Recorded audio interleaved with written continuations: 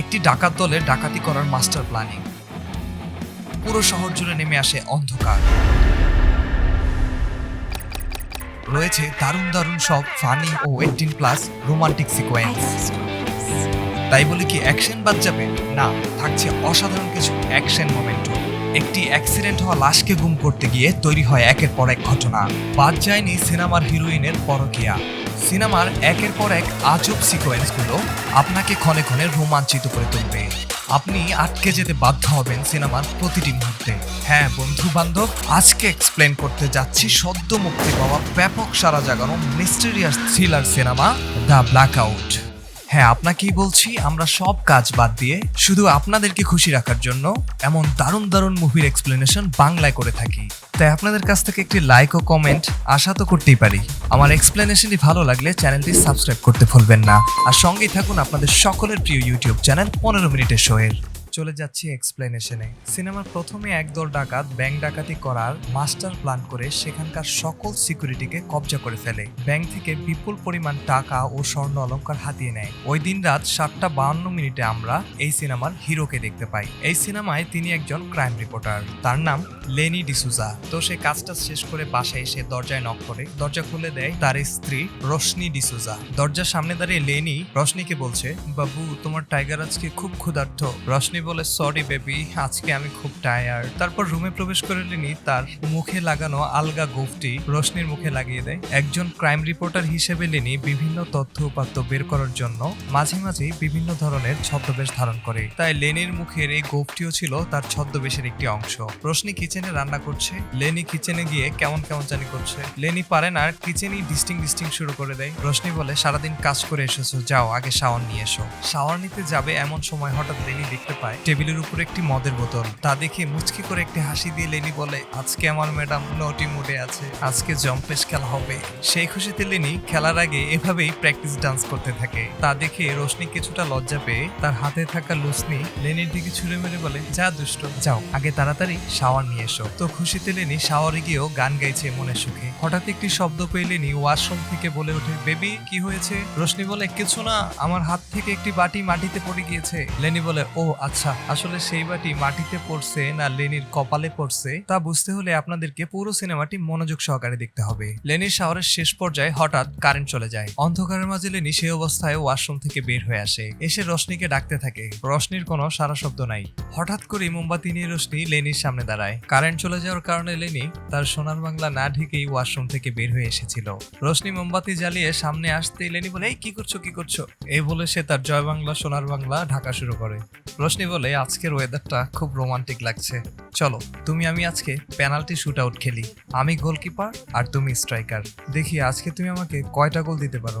Lenny মুচকি এসে বলে, হ্যাঁ তা তো অবশ্যই, আমিও তাই ভাবছিলাম। তখন রোশনি লেনিকে বলে, এর আগে একটি কাজ করো, বাহির থেকে ডিম নিয়ে আসো। লেনি বলে, ডিম কেন? রোশনি বলে, আমি চাই তুমি ডিম খেয়ে পুরো 90 মিনিট খেলো। লেনি ধূপধাপ রেডি হয়ে বাহিরে যাওয়ার সময় দরজা খুলতেই রোশনি বলে, আসার সময় মনে করে মিষ্টি নিয়ে এসো। লেনি বলে, রাতের বেলায় মিষ্টি কোথায় পাবো? রোশনি মুচকি করে হেসে বলে, ফার্মেসিতে। লেনি বলে, কোন ফ্লেভার বেবি? রোশনি বলে, স্ট্রবেরি। তারপর এগুলো আনার উদ্দেশ্যে লেনি বাসা থেকে বের হয়। বাসা থেকে বেরিয়ে লেনি লক্ষ্য করে তার ফোনে একদমই নেটওয়ার্ক নেই। তারপর সে গাড়ি নিয়ে যাচ্ছিল, রাস্তায় প্রচন্ড জ্যাম। এর মাঝে লেনি দেখতে পায় তার ফ্রেন্ড রাভিকে। লেনি রাভিকে ডাকে। রাভি কাছে এসে বলে, তোকেই টেক্সট করতে চাইছিলাম, কিন্তু নেটওয়ার্কের কারণে টেক্সট সেন্ড হচ্ছে না। তারপর লেনি রাভিকে জিজ্ঞেস করে, কোথায় যাচ্ছিস? রাভি বলে, বাসায় যেতে চাইছিলাম। তখন লেনি রাভিকে বলে, তাহলে আমার গাড়িতে উঠ, তোকে ড্রপ করে দিয়ে আসি। তারপর রাভি লেনির গাড়িতে উঠে বসে। গাড়ি থেকে নেমে লেনি ও রাভি কথা বলছিল। রাভির হঠাৎ চোখ যায় লেনির টি শার্টের দিকে। রাভি লেনিকে বলে, আজকাল লেডিস টি শার্ট পরা শুরু করেছিস নাকি? লেনি তখন তার টি শার্টের দিকে তাকায়। সে দেখতে পায় আসলে সে লেডিস টি শার্ট পরে বের হয়ে এসেছে। তখন সে একটু লজ্জা পেয়ে বলে, যা শালায়, কিছুক্ষণ আগেই শাওয়ার নিয়েছি আর হঠাৎ কারেন্ট চলে গিয়েছিল, আর তখনই এই মিস্টেকটা হয়েছে, ভুলে রোশনির টি শার্ট পরে বের হয়ে এসেছি। তারপর আকাশ ভার করলে রাভিকে বিদায় দিয়ে লেনি চলে আসে। আর তখন হঠাৎ করে প্রচন্ড বৃষ্টি শুরু হয়। তখন রাস্তার ক্রসিং এ একটি গাড়ি দ্রুত গতিতে এসে লেনির গাড়ির পেছনের দিকে লাগিয়ে দেয়। লেনির গাড়ি ততটা ক্ষতিগ্রস্ত না হলেও দ্রুত গতির কারণে সেই গাড়িটি উল্টে যায়। লেনি তখন গাড়ি থেকে বের হয়ে সেই গাড়ির অবস্থা পরিদর্শন করতে গেলে দেখতে পায় গাড়ির ভেতরে থাকা প্রায় সবাই মারা গিয়েছে, আর গাড়ির ভেতরে ছিল প্রচুর পরিমাণের টাকা পয়সা আর স্বর্ণ অলংকার। এসব দেখে চোখ কপালে উঠে যায় লেনির। সে নিমেষে তার স্ত্রী রশনিকে নিয়ে কল্পনায় হারিয়ে যায়। সেখানে দেখা যায় টাকা পয়সা স্বর্ণ গহনার স্বর্গরাজ্যে লেনি ও রশনি উচ্চবিলাসী জীবনযাপন করছে। তারপর লেনি তাড়াহুড়ো করে সেই স্বর্ণ গয়না টাকা পয়সা একটি বক্সে করে নিয়ে নেয়। তারপরে সেই বক্সটি লেনি তার গাড়ির ব্যাগডালায় তুলে নিয়ে গাড়িতে বসে আনন্দে গান গাইতে শুরু করে আর ভাবতে থাকে যে টাকা পয়সা এই বক্সে আছে তা দিয়ে তার সারা জীবন চলে যাবে, তার আর কোনো কাজ না করলেও চলবে। আর যে পরিমাণ স্বর্ণ গয়না এই বক্সে রয়েছে তা দিয়ে তার বউ রশনিকে অনায়াসে লেনি রাজরানী করে রাখতে পারবে। এভাবে গাড়ি চলতে চলতে খুশিতে লেনি আমি বাদশাহ এমন একটি গান গাইতে থাকে আর গাড়ি চলতে থাকে। হঠাৎ লেনির ফোনে একটি মেসেজ আসলে সে মেসেজের দিকে খেয়াল করতে গিয়ে গাড়ি উঠিয়ে দেয় পথচারীর উপরে। তখন লেনি তাড়াতাড়ি করে গাড়ি থেকে বের হয়ে দেখতে পায় সেই পথচারী মাটিতে লুটিয়ে পড়ে আছে। এর মধ্যে সেখানে অনেক পথচারী জড়ো হয়ে যায়। লেনিকে সবাই দোষারোপ করতে থাকে যে কিভাবে গাড়ি চালাও, একজন মানুষের উপরে গাড়ি উঠিয়ে দিলে। তখন লেনি বলে যে না, আমি ঠিকঠাকই গাড়ি চালাচ্ছিলাম, এই লোকটি হঠাৎ আমার গাড়ির সামনে এসে পড়ে, এখানে আমার কিছু করার ছিল না। তখন এই ঝুনঝুনি বাজাতে বাজাতে এক মাতাল এসে বলতে থাকে এই পুলিশ। তখন লেনি সেই মাতালের দিকে তাকায়, আর এই মাতালের নাম হলো বরিদা। মাতালটি তখন লেনিকে উদ্দেশ্য করে বলে নিরীহ মানুষটাকে গাড়ির চাকা দিয়ে পিষে দিলি, দাঁড়া এক্ষুনি পুলিশকে ফোন করছি। তখন লেনি বলে আরে পাগল নাকি, আমাকে এসব পুলিশ টুলিশের ভয় দেখিয়ে লাভ নেই, ওসব আইন আদালত আমার খুব ভালো জানা আছে, আমি একজন জার্নালিস্ট, আমি সারাদিন এসব নিয়েই থাকি। তখন বরিডা বলে তাহলে আজকের নিউজে লিখে দিস আমি একজন পথচারীকে গাড়ি চাপা দিয়ে মেরে ফেলেছি। তখন লেনি বলে এই লোকটাকে আগে বাঁচানো দরকার, সবাই আমাকে হেল্প করো, এই লোকটাকে গাড়িতে করে হসপিটাল নিয়ে যেতে হবে। তারপর সবাই ধরাধরি করে সেই লোকটাকে লেনির গাড়িতে উঠিয়ে দেয়। লেনি সেই লোকটিকে গাড়ির পেছনের সিটে উঠিয়ে ড্রাইভিং সিটে যেতেই দেখে বরিডা তার পাশের সিটেই বসে আছে। তখন লেনি বলে তুই এখানে কেন বসেছিস? তখন বরিডা বলে তুই যেখানে যাবি আমাকে সেখানেই পাবি। লেনি বলে তুই গাড়ি থেকে নাম, এই লোকটাকে তাড়াতাড়ি হসপিটাল নিয়ে যেতে হবে। বরিডা বলে হসপিটাল তো জীবিত মানুষকে নিয়ে যায়, এই লোক তো মারা গিয়েছে। তখন লেনি বলে দেখ ফাইজলামির একটা সীমা থাকা দরকার, তুই এক্ষুনি আমার গাড়ি থেকে নেমে যা, আমি খুব ভালো করে দেখেছি এই লোকটি বেঁচে আছে। তখন আস্তে আস্তে বরিডা গাড়ি থেকে নেমে যায়, নেমে গিয়ে বলে ঠিক আছে তাহলে আমাদের যাত্রা এখানেই সমাপ্তি, আমি পুলিশকে বলে দিচ্ছি বাকি কাজটা তারা দেখে নিলেই ভালো হবে। কথা শুনে লেনি একটু ঘাবড়ে যায়। তোমার যাত্রা শুভ হোক বলে বরিদা, তুই জেনে রাখ আজকে তোর আর হসপিটাল যাওয়া হচ্ছে না। বরিদা হাতে ফোন নিয়ে পুলিশকে ফোন করতে গেলে অনেকটা ঘাবড়ে যায় লেনি। তখন লেনি বরিদাকে বারবার রিকোয়েস্ট করতে থাকে পুলিশকে ফোন করিস না প্লিজ, সমস্যা নেই, তুই আমার গাড়িতে উঠে বস, তোর কি লাগবে তুই আমাকে বল। তখন একটু ন্যাকামো টাকামো করে বরিদা এসে লেনির গাড়িতে বসে। তখন লেনি বরিদাকে জিজ্ঞেস করে বল এখন তোর জন্য আমি কি করতে পারি। বরিদা বলে 50,000 টাকা আর 2 বোতল ডাবের পানি। তখন লেনি বলে কি? বরিদা বলে 75,000 টাকা আর 4 বোতল ডাবের পানি। তখন লেনি বলে তুই যেভাবে তোর রেট বাড়াচ্ছিস আমার বউ তো দ্রুত রেট বাড়ায় না। বরিদা আবার বলে আমি মজা করছি না, 1 লাখ টাকা আর 7 বোতল ডাবের পানি। তখন লেনি বলে শোন তোকে আমি 2.5 লাখ টাকা দিব, আর সাথে 10 বোতল ডাবের পানি। 1 লাখ লাশ দাফনের জন্য, 1 লাখ তোর মুখ বন্ধ করার জন্য, আর বাকি 50,000 তোর এই কবি কবি মার্কা ছন্দ বন্ধ করার জন্য। তারপর বরিদা বলে আচ্ছা ঠিক আছে। লেনি বলে এখন বলো এই লাশটাকে আমি কি করব। তখন বরিদা লেনিকে বলে সামনে গিয়ে বামে যেতে। সামনে মোচড় ঘুরতেই লেনি দেখতে পায় পুলিশ চেকপোস্ট। লেনি ভয় পেয়ে বরিদাকে বলতে থাকে এটা কি হলো, এখন যদি পুলিশ আমাদের জিজ্ঞেস করে আমরা কি বলবো?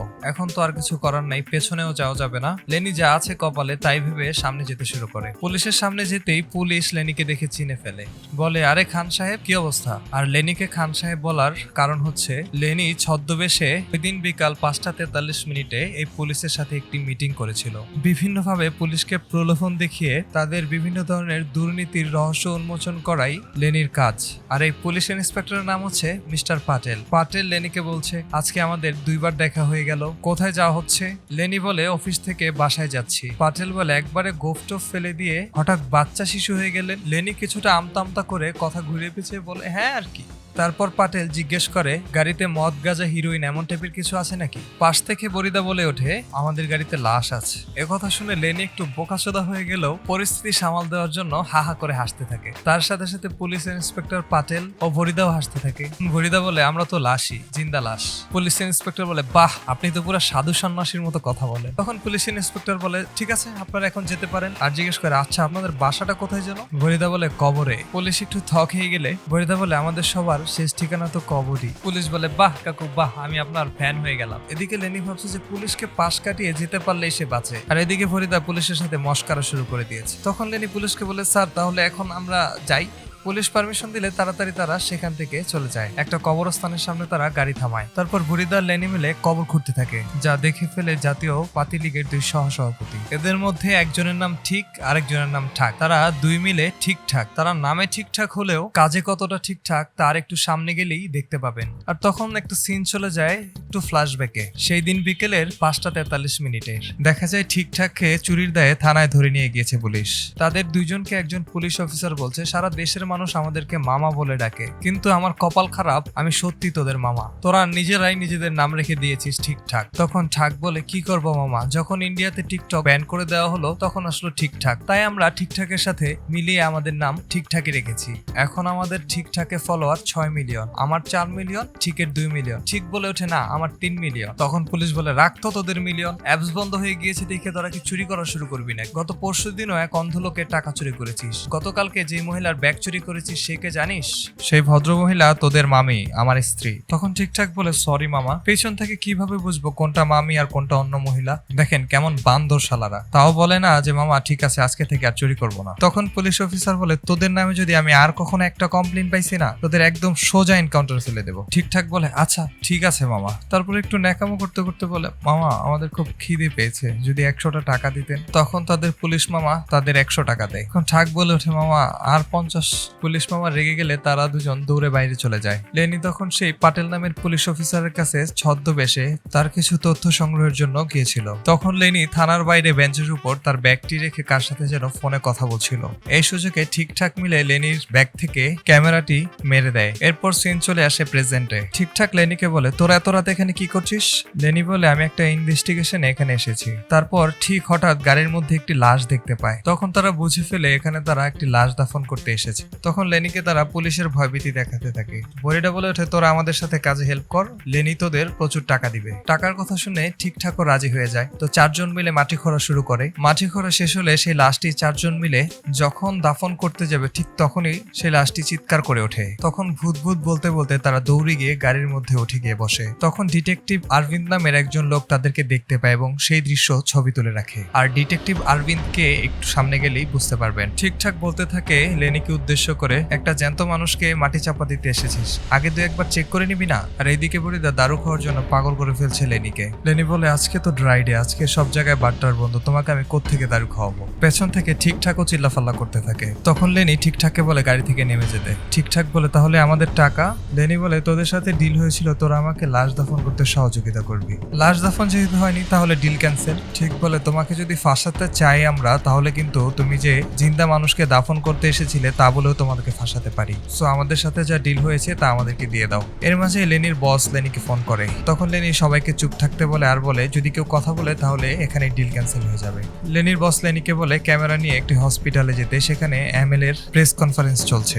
সেখানে ক্যামেরা নিয়ে গিয়ে লেনিকে ক্লিপ পাঠাতে বলে। বসের সাথে কথা বলতে বলতে লেনির ওয়াইফ রোশনি কল করে লেনিকে। তখন বসের কলটি কেটে দিয়ে লেনি রোশনির কলটি রিসিভ করে। রোশনি বলে, ডিমান্ডে এতক্ষণ সময় লাগে নাকি? তখন লেনি বলে, কাছে পিছে সবগুলো দোকান বন্ধ। তখন লেনির ফোনের চার্জ শেষ হয়ে গেলে ফোনটি বন্ধ হয়ে যায়। যেহেতু বরিদা এবং ঠিকঠাকের ডিল কমপ্লিট হয়নি, সেহেতু তাদেরকে নিয়েই হসপিটালে সেই এমএল এর প্রেস কনফারেন্সে চলে যায় লেনি। ইনি এমএলএ আনিতা নাইক। লেনিকে দেখে একটু ঘাবড়ে যায়, কারণ বেশ কিছুদিন আগে ছদ্মবেশে লেনি এই আনিতার কাছ থেকে গিয়ে এমন কিছু তথ্য বের করে জনসমক্ষে প্রকাশ করে দেয় যেখানে আনিতার প্রেস্টিজের 12টা বেঁচে যায়। লেনিকে দেখে আমতামতা শুরু করতে থাকে আনিতা। এখন লেনি হঠাৎ তার ব্যাগে হাত দিয়ে দেখে তার ক্যামেরাটি নাই। আর এর মাঝখানে এমএলএ আনিতা ভাষণ টাষণ দিয়ে জিজ্ঞেস করছে, আপনাদের কি কারো কোনো প্রশ্ন আছে? এদিকে লেনি তার ক্যামেরা খুঁজছে, আর ওইদিকে বরিদা মাইক্রোফোন হাতে নিয়ে প্রশ্ন করতে গিয়েছে আনিতার কাছে। বরিদা বলছে, আমার ক্রাম খেলার পাউডার শেষ হয়ে গিয়েছে, এখন আমি কি করব?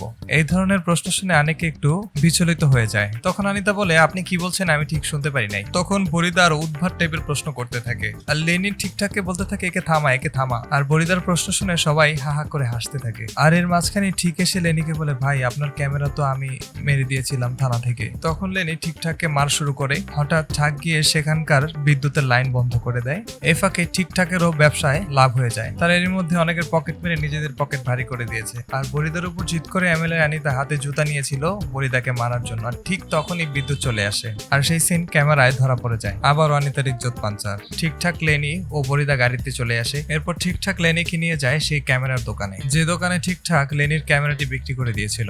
তখন ঠিক ফোন করে সেই ক্যামেরার দোকানদারকে নিয়ে আসে। ক্যামেরার দোকানদার আবার উচ্চ বংশের লোক, অপ্রয়োজনীয় কথা কারোর সাথেই বলে না। সে এসে এমন ভাবে শাটারের তালা খোলা শুরু করেছে, দেখে মনে হচ্ছে এক তালা খুলতেই তার এক রাত পার হয়ে যাবে। এভাবে তার তালা খোলার ধীরগতি দেখে বরিদা লাঠি নিয়ে মারতে যায় তাকে। লেনিও ঠিকঠাক মিলে সেই পর্যায়ে বরিদাকে আটকায়। পরবর্তীতে দোকান খুলে তারা একটি নিঃশ্বাস নেয়, বাঁচা গেল। তারপর দোকান খোলার পর দেখা যায় শোকেজেও তালা মারা। তারপর সেই তালা খুলতেও সে একই অবস্থা। এবার বরিদা দোকানদারকে একটি বাড়ি দিবেই। সেবারও কষ্টে বরিদাকে লেনিও ঠিকঠাক মিলে নিয়ন্ত্রণে আনে। তারপর চাচা ক্যামেরাটা লেনিকে দেয় এবং সাথে একটি রিসিট ধরিয়ে দেয়, 10,000 টাকার রিসিট। তার মানে লেনির যদি ক্যামেরাটি নিতে হয় তাহলে তাকে 10,000 টাকা দিয়ে সেই ক্যামেরাটি নিতে হবে। লেনি পকেটে হাত দিয়ে দেখে তার ওয়ালেট নেই। তখন ঠাক বলে, ভাই হয়তোবা গাড়িতে রেখে এসেছেন। লেনি গাড়িতে গিয়ে দেখে গাড়িতেও ওয়ালেট নেই। তখন লেনি মনে মনে সন্দেহ করতে থাকে, ঠিকঠাক হয়তো আমার ওয়ালেটটা মেরে দিয়েছে। তখন আবার ঠিকঠাককে মারা শুরু করে, কিন্তু আসলে ওয়ালেটটি লেনি ভুলে বাসায় রেখে এসেছিলেন। তারপর তারা আবার গাড়িতে উঠে বসে। তখন শ্রুতি নামের একটি মেয়ে এসে লিফট চায় তাদের কাছ থেকে। লেনি বলে, আমাদের গাড়িতে জায়গা নেই। ঠাক বলে, না না জায়গা আছে, আপনি আসুন আসুন। লেনি বলে যে না, আপনাকে নেওয়া সম্ভব না। তখন মেয়েটি বলে, আমাকে যদি এখানে এভাবে ফেলে যান, কালকে হয়তো নিউজে দেখবেন যে একটি মেয়ে রাতের বেলা একা, তারপর কি হতে পারে তা তো আপনারা ভালো করেই জানেন। লেনির অনিচ্ছা থাকা সত্ত্বেও ঠিকঠাক সেই মেয়েটিকে নিয়ে নেয় গাড়িতে। এদিকে বরিদার মদের ভাড়া কমছে না। বরিদা থানা হসপিটাল যা তা মুখ দিয়ে আসছে বলছে, আর লেনিকে ভয় দেখানোর চেষ্টা করছে। তারপর লেনি হঠাৎ গাড়িটাকে ব্রেক দেয়। ব্রেক দিয়ে বলে, এটা কি তোরা পিকনিক পেয়েছিস? আমার সাথে যা যা ঘটছে তোরা কি একবার ভেবে দেখেছিস? আমি ক্যামেরা হারালাম, অ্যাক্সিডেন্ট করলাম, মৃত মানুষ কবর দিতে গেলে জিন্দা হয়ে গেল, এইদিকে গাড়ির ফুয়েলও শেষ প্রায়, আর তোরা আছিস আনন্দে। তখন লেনি কাছে থাকে একটি মদের বার আঙ্গুল দিয়ে দেখায় বরিদাকে, বলে, দেখ তোরা তো আমার কথা বিশ্বাস করছি না, দেখ এই বার বন্ধ, আজকে ড্রাইডে, আজকে কোনো বার খোলা নেই। তারপর লেনি হুসু করতে গেলে তখন দুই লঙ্কুর আর বরিদা মিলে তালা ভেঙে সেই বারের ভিতর প্রবেশ করে। এদিকে বরিদার ডাবের পানি নিয়ে আসে, ডাবের পানি দিয়ে গোসল টোসল করছে, আর ওইদিকে ঠিকঠাক ক্যাশের ড্রয়ারের লক ভাঙার চেষ্টা করছে, যার যেমন ধান্দা। তখন সেই বারের সিসিটিভি ফুটেজ দেখে পুলিশ চলে আসে। পুলিশের গাড়ি তখন তাদের গাড়িকে ফলো করা শুরু করে। এভাবে কিছুক্ষণ চলতে চলতে বরিদা 1, 2, 3 বলে পুলিশের গাড়িতে গুলি করা শুরু করে। তারপর শ্রুতি কার সাথে যেন মেসেঞ্জারে চ্যাট করছিল। এরপর শ্রুতি লেনিকে বলতে থাকে, ডানে যাও ডানে যাও, আমি তোমাদেরকে একটি শর্টকাট রাস্তা চিনিয়ে দিচ্ছি। তখন তারা ডানে গেলে কিছুক্ষণ পর দেখা যায় সেই ডিটেকটিভ অরবিন্দকে। তিনি কৌশলে পুলিশের গাড়ির নিচে দুইটি ড্রাম ফেলে দিয়ে পুলিশের গাড়ি আটকে ফেলে। তখন লেনি গাড়ি থেকে সেখান থেকে পালিয়ে যায়। তারপর একটু দূরে গিয়ে গাড়িটি ব্রেক করলে শ্রুতি কান্না কান্না মুখে বলতে থাকে, আমাকে গাড়ি থেকে নামিয়ে দাও, আমি আমার ফ্যামিলির কাছে যাব। এদিকে ঠিক বলছে, আমরা তো তোমার ফ্যামিলির মতোই, ভয় কিসের? শ্রুতি গাড়ি থেকে নেমে লেনিকে বলে, এতক্ষণ যে আমরা ভরিদা নামে যাকে চিনেছি তার আসল নাম ছিল আজগর। তিনি এক সময়ের অনেক বড় ডন ছিলেন। তিনি 100টিরও বেশি নিজ হাতে মার্ডার করেছেন। ও আমাদের কাউকে আর জীবিত রাখবে না। আর তার হাতে যে গোল্ডেন পিস্তলটি ছিল তা দেখে আমি শিওর হয়েছি সেই আজগর। সে আমার সামনেও একটি লোককে গুলি করে মেরেছে। তখন সিনেমা চলে যায় অনেক আগের একটি ফ্ল্যাশব্যাকের সিনে। সেখানে একটি বাচ্চা মেয়েকে দেখানো হয় যিনি আজগরের নৃশংসতা সামনে থেকে দেখেছিলেন, আর সেই মেয়েটি হলো আজকের এই শ্রুতি। আর এই আজগর ঘটনাক্রমে সেই তখন থেকেই তার এলাকা ছেড়েছিলেন। সিনেমার ফ্ল্যাশব্যাক 1 মাস পেছনে গেলে দেখা যায় আজগর 1 মাস আগেই তার এলাকায় ফিরে এসেছেন। এসে দেখতে পায় কিছুই আর আগের মতো নেই। তখন সে তার বাড়ির সামনে পুঁতে রাখা সেই গোল্ডেন পিস্তলটি নিয়ে চলে আসে। তখন প্রেজেন্টে আসলে দেখা যায় আজগর মালটাল খেয়ে গাড়িতে ঘুমাচ্ছে, আর বাইরে এসে শ্রুতি, লেনি ও ঠিকঠাক আজগরের ব্যাপারে কথা বলছে। তিনি ভাবতে থাকে, আজগর যদি সত্যি ডন হয়ে থাকে তাহলে তো অনেক বড় ঝামেলা হতে পারে। ঠিকঠাক বলে আমাদের মাথায় একটি প্ল্যান এসেছে। এখন এই আজগর ডন থেকে বাঁচতে আমাদেরকে মুগলানা ভাইয়ের আশ্রয় নিতে হবে। ঠিকঠাকের কথা মতো লেনি গাড়ি নিয়ে সেই মুগলানা ভাইয়ের কাছে যায়। আসলে মুগলানা হচ্ছে একজন ডন। মুগলানার কাছে গিয়ে ঠিকঠাক বলতে থাকে, ভাই আজকে আপনার কাছে যাকে নিয়ে এসেছি এ যদি আপনার দলে থাকে তাহলে আপনার দলের শক্তি সামর্থ্য আরো অনেক বৃদ্ধি পাবে। এসব বলে মুগলানার কাছ থেকে 10 লাখ টাকা নিয়ে নেয় ঠিকঠাক। আর তখনই আজগরের ঘুম ভেঙে যায়। আজগর গাড়ি থেকে নেমে আস্তে আস্তে মুগলানার সামনে আসে। তাদের দুজনের কথোপকথনে আমরা বুঝতে পারি তারা পূর্ব পরিচিত ছিল এবং তারা একসময় একসঙ্গেই কাজ করত। কোন এক ভাগ বাটোয়ারায় ঝামেলা হয়, মুগলানা আজগরের মেয়েকে মেরে ফেলেছিল। মুগলানা বলে, সব সময় আমি কাজ করতাম বেশি আর ক্রেডিট নিতি তুই। আজগর লেনিকে ডাক দিয়ে বলে, কালকে তুই পত্রিকায় ছাপিয়ে দিবি আজগর ডন আবার ফিরে এসেছে। এসব শুনে মুগলানার সঙ্গভঙ্গ আজগরকে ঘিরে ধরে। আজগর লেনিকে বলে, তুই ওদের নিয়ে চলে যা, আমি তোর গাড়ি নিয়ে আসছি। এই বলে আজগর হুট করে মুগলানার মাথায় পিস্তল ধরে। তখন লেনি ভাবতে থাকে, আজগর যদি গাড়ি নিয়ে যায় তাহলে গাড়ির মধ্যে রাখা যে স্বর্ণ গয়না অর্থবৃত্ত আছে সেগুলো তো আজগর নিয়ে যাবে। লেনি সে আবার সেই অর্থবৃত্ত স্বর্ণালঙ্কারের স্বর্গরাজ্যে চলে যায় তার ওয়াইফ রশনিকে নিয়ে কয়েক সেকেন্ডের জন্য। তখন লেনি দৌড়ে এসে আজগরকে বলে, না ভাই, যদি আমরা বাঁচি একসাথেই বাঁচবো, আর মরলে একসাথেই মরবো। তখন পিস্তল হাতে নিয়ে লেনিও আজগরের সাথে দাঁড়ায়। তারপরে হঠাৎ গোলাগুলি শুরু হয়ে গেলে মুগলানা একটি গুলি করে বসে আজগরকে। আজগরও তার চেনা স্টাইলে গুলি করে মেরে ফেলে সেই মোগলানাকে। আজগর মাটিতে লুটিয়ে পড়লে লেনি আজগরের কাছে যায়। তখন আজগর লেনিকে বলে, আমি যদি মারা যাই তাহলে আমার গ্রামের বাড়ির পাশে একটি গাছ আছে, তুই সেখানে আমাকে মাটি দিস। তারপর মিস্টার এক্স নামের একজন লোক লেনির দিকে বন্দুক তাক করে। লেনি ভয়ে ভয়ে সেই লোককে বলতে থাকে, ভাই আমার কাছে টাকা পয়সা স্বর্ণ অলংকার অনেক কিছু আছে, তোর যা লাগে তুই সবকিছু নিয়ে যা, তুই আমাকে মারিস না। এসব বলতে বলতে মিস্টার এক্স কে কে যেন পেছন থেকে গুলি করে বসে। মিস্টার এক্স মারা যায়। সেই গুলিটি করেছে সেই ডিটেকটিভ অরবিন। তখন ঠিকঠাক হাতে সেই টাকার ব্যাগটি নিয়ে শ্রুতিকে বলতে থাকে, শ্রুতি চলো আমরা এখান থেকে চলে যাই। তখন শ্রুতি ঠিকের হাত থেকে টাকার ব্যাগটি কেড়ে নিয়ে অরবিন্দের কাছে চলে যায়, যা থেকে বোঝা যায় শ্রুতিকে অরবিন্দি তাদের কাছে পাঠিয়েছিল। তখন অরবিন্দ লেনিকে বলতে থাকে, মিস্টার লেনি, তোমার ওয়াইফ আমাকে ভাড়া করেছিল তোমাকে মিথ্যা কেসে ফাঁসানোর জন্য, আর তোমার ওয়াইফ তোমার বন্ধু রাবির সাথে পরকীয়ায় লিপ্ত। তখন সিনেমার সিন চলে যায় গতকাল সকাল 11:35। তখন দেখা যায় লেনির ওয়াইফ রোশনি অরবিন্দকে ফোন করে বলছে যে আপনাকে তো একটা দায়িত্ব দিলাম, আপনি তো আমাকে কিছুই জানালেন না, আমি লেনির সাথে ডিভোর্স চাই। তখন অরবিন্দ রোশনিকে বলে, ঠিক আছে আমি আজকের মধ্যে আপনাকে একটি আপডেট দেব। তখন ঘটনা প্রেজেন্টে আসলে দেখা যায় লেনি একটু অবাক হয়ে যায়, কারণ লেনি তার ওয়াইফকে প্রচন্ড রকমের ভালোবাসতো, তার সকল চিন্তা ভাবনা জুড়েছিল সেই রোশনি। তো রোশনি এমনটা কেন তার সাথে করলো? তখন লেনি এসব বিশ্বাস করতে চায় না। লেনি যে এসব বিশ্বাস করতে চাইবে না এসব ভেবে আগে থেকেই অরবিন্দ রাভি ও রোশনির কিছু ছবি কালেক্ট করে রেখেছিল, সেগুলো তখন অরবিন্দ লেনিকে দেখায়। তারপর লেনির মন ভেঙে যায়। অরবিন্দ বলতে থাকে, তোমাদেরকে এ পর্যন্ত আনার জন্য আমি পিঙ্কিকে কাজে লাগিয়েছি। ঠিক বলে কি? আসলে ইনি শ্রুতি না, এনার নাম পিঙ্কি। তারপর ঘটনা আবার কিছুটা ফ্ল্যাশব্যাকে যায়। তখন অরবিন্দ পিঙ্কিকে বলে, আমি শুনেছি তুমি খুব ভালো নাচো, কিন্তু আমার আসলে খুব ভালো একজন অভিনেত্রী দরকার, যে অভিনয় করে আমার মিশনটা সাকসেস করে দেবে। তোমার কিন্তু অবশ্যই অভিনয় পাশ করতে হবে, না হলে কিন্তু তোমাকে আমি এই জবটা দিতে পারবো না। তখন পিঙ্কি বলে, কি করতে হবে আমাকে? কিছু কম্প্রোমাইজিং ফটো কালেকশনের জন্য। পিঙ্কি জিজ্ঞেস করে, কম্প্রোমাইজিং ফটো মানে? অরবিন্দ একটু আমতা আমতা করল। পিঙ্কি বলে, এভাবে? অরবিন্দ বলেছে, এই কি করছো কি করছো? তখন পাবলিক প্লেসে পিঙ্কি চেঁচামেচি করে বলে ওঠে, আপনার কত বড় সাহস, আপনি আমার শরীরে হাত দিলেন? তখন অরবিন্দ একটু অবাক হয়ে যায়। তখন পিঙ্কি বলে, এমন অভিনয় করলে চলবে? তখন অরবিন্দ বলে, হ্যাঁ 100 তুমি 100% পাস করেছো, এখন 10,000 নিবে আর কাজ শেষে 20,000। তারপর ঘটনা আবার প্রেজেন্টে চলে আসে। তারপর পিঙ্কি ও অরবিন্দ ওদিকে পিস্তলের ভয় দেখিয়ে আজগরকে বলে গাড়িতে তুলতে। তখন আজগরকে গাড়িতে তোলা হলে লেনি ও ঠিকঠাককে রেখে সেই গাড়ি নিয়ে পিঙ্কি ও অরবিন্দ পালিয়ে যায়। তখন হঠাৎ লেনির মনে পড়ে গাড়িতে যেহেতু বেশি তেল নেই, তাহলে গাড়ি বেশি হলে 5 কিলোমিটার পর্যন্ত যাবে। লেনি ও ঠিকঠাক সেই গাড়ির পেছনে দৌড়াতে শুরু করে। 5 কিলোমিটার যাওয়ার আগেই সেই গাড়ি বন্ধ হয়ে যায়।